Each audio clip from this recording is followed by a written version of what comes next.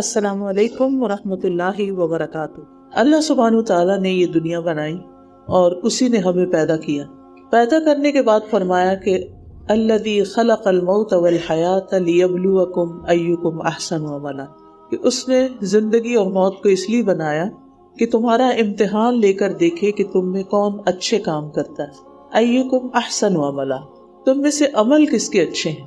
تو گویا اس پلانٹ پر ہم ایک ٹیسٹ کے لیے، ایک امتحان کے لیے اتارے گئے، اور ہم میں سے ہر ایک سے یہ دیکھا جا رہا ہے کہ ہم کرتے کیا ہیں۔ ہم سب کسی نہ کسی طرح زندگی میں مختلف امتحانوں سے گزرتے ہیں۔ اس کو اگر آپ کسی اسکول کے ایگزام پر قیاس کریں کہ جب آپ اسکول میں ہوتے تھے، آپ یونیورسٹی گئے، آپ نے مختلف پیپر لکھے، ٹیسٹ دیے، ان ٹیسٹ میں سے کوئی آسان ہوتا تھا اور کوئی مشکل ہوتا تھا۔ کسی سوال کا جواب آتا تھا اور کسی سوال کا جواب نہیں آتا تھا۔ ان میں کبھی پاس ہو جاتے تھے اور بہت اچھے گریڈ آتے تھے، اور کبھی اچھے گریڈ نہیں بھی آتے تھے۔ یہی حال ہماری زندگی کا ہے۔ ہم ہر لمحہ آزمائے جا رہے ہیں۔ کچھ لمحات، کچھ اوقات ہمارے بہت اچھے ہوتے ہیں، ہماری اسپرٹس بہت ہائی ہوتی ہیں، ہمارے اندر ایک طاقت محسوس ہوتی ہے، ہمیں لگتا ہے کہ ہم ہر کام کر سکتے ہیں، کچھ مشکل نہیں۔ لیکن کچھ اوقات ایسے ہوتے ہیں کہ ہمیں اپنے آپ سے بھی بیزاری ہونے لگتی ہے، اور یوں لگتا ہے کہ کوئی بھی چیز زندگی میں ٹھیک نہیں، معلوم نہیں میں کیوں پیدا ہو گئی، اور میں کیوں یہاں پر ہوں، اور مجھے کیا کرنا چاہیے اور کیا نہیں کرنا چاہیے۔ انسان لاسٹ ہو جاتا ہے، اور یہ کیفیت ہر ایک پر آتی ہے۔ ایسے میں ہر ایک کو صبر کی، مدد کی، انکریجمنٹ کی، دوسروں کے تعاون کی، محبت کی، کیئر کی، گائیڈنس کی ضرورت ہوتی۔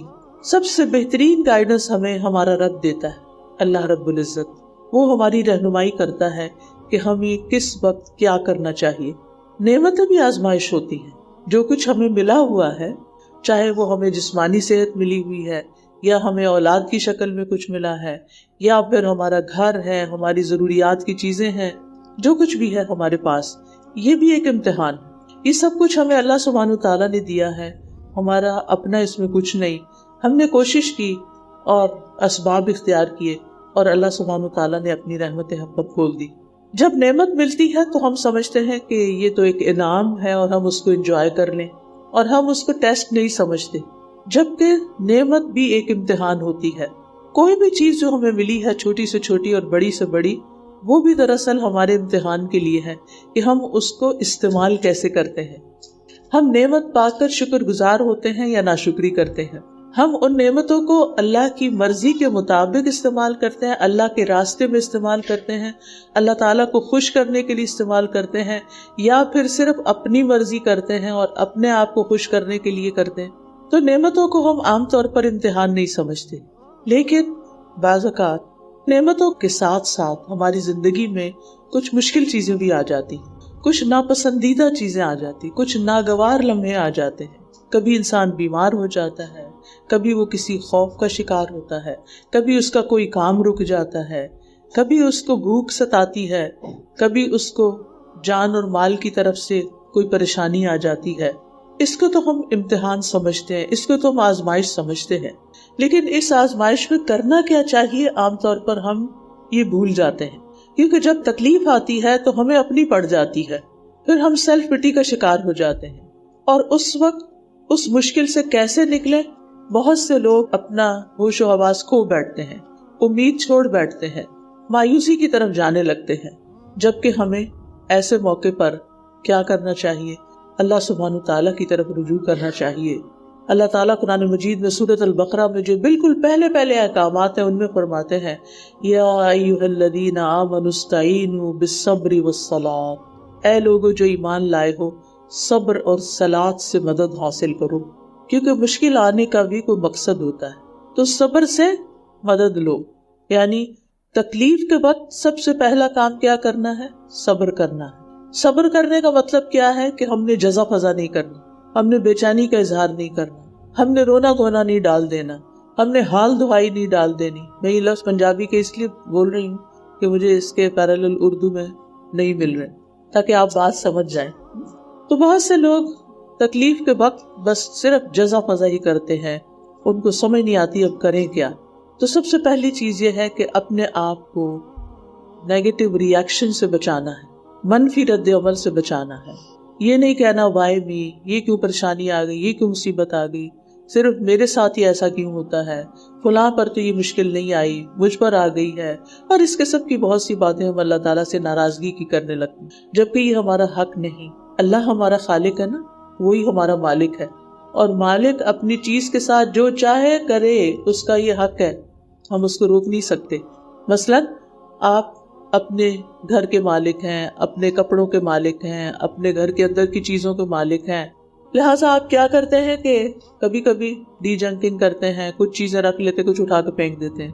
تو کوئی آپ سے نہیں پوچھتا کہ ہائے وہ اتنی اچھی بوٹل تھی تم نے پھینک کیوں دی، وہ فلاں اتنی اچھی چیز تھی، اتنے اچھے کپڑے تھے تمہارے نکال کیوں دیے. آپ کیا کہتے ہیں، میرے کپڑے میری مرضی، میں رکھوں تو میری مرضی، میں نکال دوں تو میری مرضی. اس سے زیادہ حق اللہ سبحانہ تعالیٰ کا ہے ہمارے بارے میں. جس کو چاہے دنیا میں رکھے، جس کو چاہے لے جائے، جس کو چاہے عزت دے، جس کو چاہے عزت اس سے لے لے، جس کو چاہے مال دے، جس سے چاہے لے لے، جس کو چاہے اولاد دے اور جس سے چاہے اولاد واپس لے لے، کیونکہ اصل مالک تو وہ ہے. ہمارے پاس تو یہ ساری چیزیں امانتیں ہیں. لہٰذا پہلا کام کیا کرنا ہے کہ جب بھی کوئی مشکل والا ٹیسٹ آ جائے نا، تو اس وقت صبر سے کام لینا ہے. دوسرا کام کیا کرنا ہے، والصلاۃ، نماز. اور صلاۃ عربی زبان میں دعا کو بھی کہتے ہیں، یعنی دعا سے مدد لینی. دیر اینڈ دین اللہ تعالیٰ کو پکارنا ہے، انا للہ و انا الیہ راجعون کہنا ہے. اللہم اجرنی فی مصیبتی واخلف لی خیرا منہا، اللہ میری مصیبت کا مجھے اجر عطا فرما اور مجھے اس سے بہتر چیز عطا فرما. تو جتنی بھی ہماری ضروریات ہیں اس زندگی کی، اور نہ صرف اس زندگی کی بلکہ ہماری زندگی کا تو یہ سفر ابھی جاری ہے نا، ابھی آخری منزل نہیں آئی. مومن کی آخری منزل جنت ہوتی، تو جنت تک پہنچنے تک، اس منزل تک پہنچنے تک کیا کرنا ہے، صبر سے کام لینا اور اپنی ضروریات کو اپنے رب کے سامنے پیش کرنا ہے. پھر اللہ تعالیٰ کا کام ہے وہ ہمارے لیے اسباب بنا دے گا جن کو اختیار کر کے ہم آگے پار چلے جائیں گے، اور وہ تو اسباب کے بغیر بھی ہمیں اٹھا کر کہیں سے کہیں لے جا سکتا ہے، اس کے لیے تو کچھ بھی مشکل نہیں.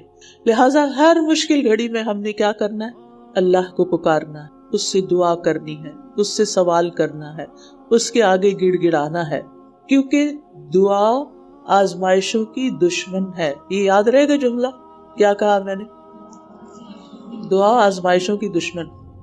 آزمائش آ جائے، اپنے نفس میں آ جائے، دل میں کوئی پریشانی آ جائے، جسمانی تکلیف ہو، بیماری ہو، پریشانی کچھ بھی ہو، دعا دعا دعا، اللہ کی طرف رجوع، اللہ سے مانگنا. اور اس کے لیے کوئی ضروری نہیں ہوتا کہ ہر وقت ہم بہت بڑی فارمیلٹی میں ہوں. اس کے لیے بس دیر اینڈ دین اللہ یا رب یا رحمان یا رحیم یا کریم یا عزیز یا ذی الجلال والاکرام یا بدیع السماوات والارض یا حی یا قیوم، جو بھی اللہ سبحانہ تعالیٰ کے اچھے اچھے نام ہیں ان سے اس کو پکارنا شروع کر دیں.